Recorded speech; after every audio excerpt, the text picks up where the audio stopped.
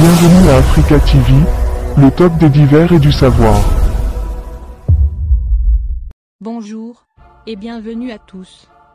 L'Afrique, dans son histoire, a connu de grands hommes qui ont dirigé leur pays sans avoir mis pied à l'école ni obtenu le moindre diplôme universitaire. Ils ont su fédérer à leur manière les institutions de la République avec tact et d'une main de fer. Donc sans plus tarder, voici les 5 chefs d'État africains qui n'ont jamais été à l'école.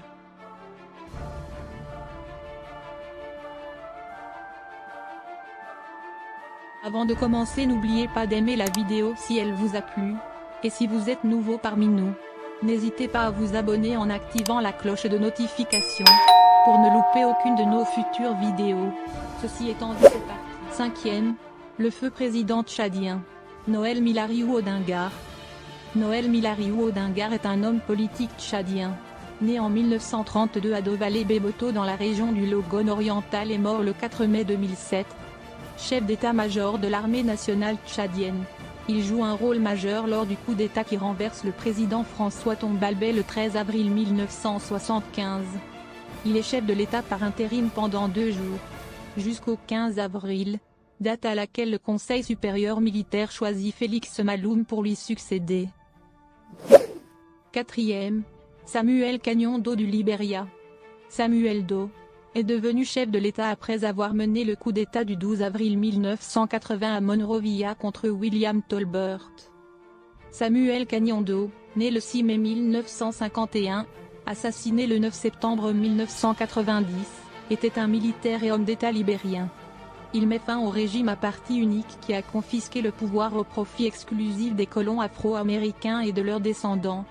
Samuel Doe est ainsi le premier autochtone à devenir président de la République du Libéria depuis la fondation du Libéria en 1822. 3e, le feu président du Togo, Eyadema Gnassingbé. Étienne Eyadema Gnassingbé, dit Gnassingbé Eyadema, né le 26 décembre 1935 à Pia, Togo, est mort le 5 février 2005 à bord de l'avion présidentiel qui l'évacuait pour des soins vers la France. Était un militaire, soldat, et homme politique togolais. Il a occupé durant 38 ans, de 1967 à sa mort, le poste de président de la République togolaise et était de facto un dictateur.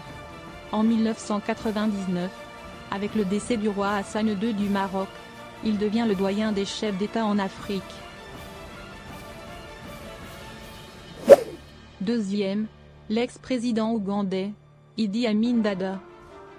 Idi Amin Dada Oumé, né Idi Aongo Angou à Koboko entre 1923 et 1925 et mort à Djeddah le 16 août 2003, est un militaire et homme d'État ougandais, exerçant le pouvoir entre le 25 janvier 1971 et le 11 avril 1979.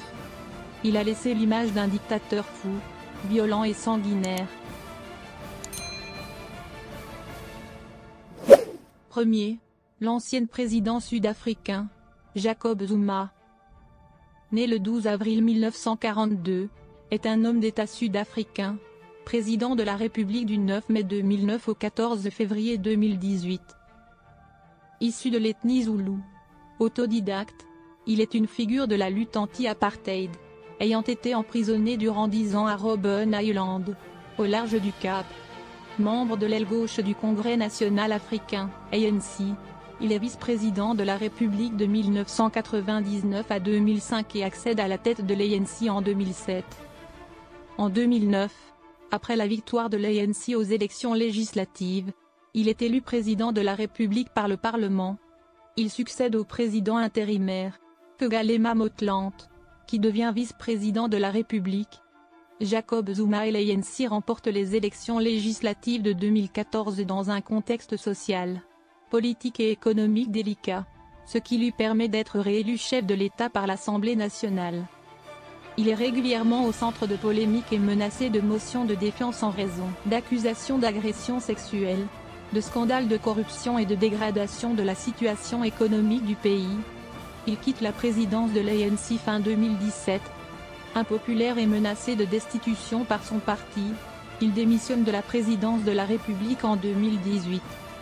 C'est tout pour aujourd'hui, nous attendons vos réactions aux commentaires. Et n'oubliez pas de vous abonner, et d'activer la cloche de notification pour ne pas rater aucune de nos prochaines vidéos.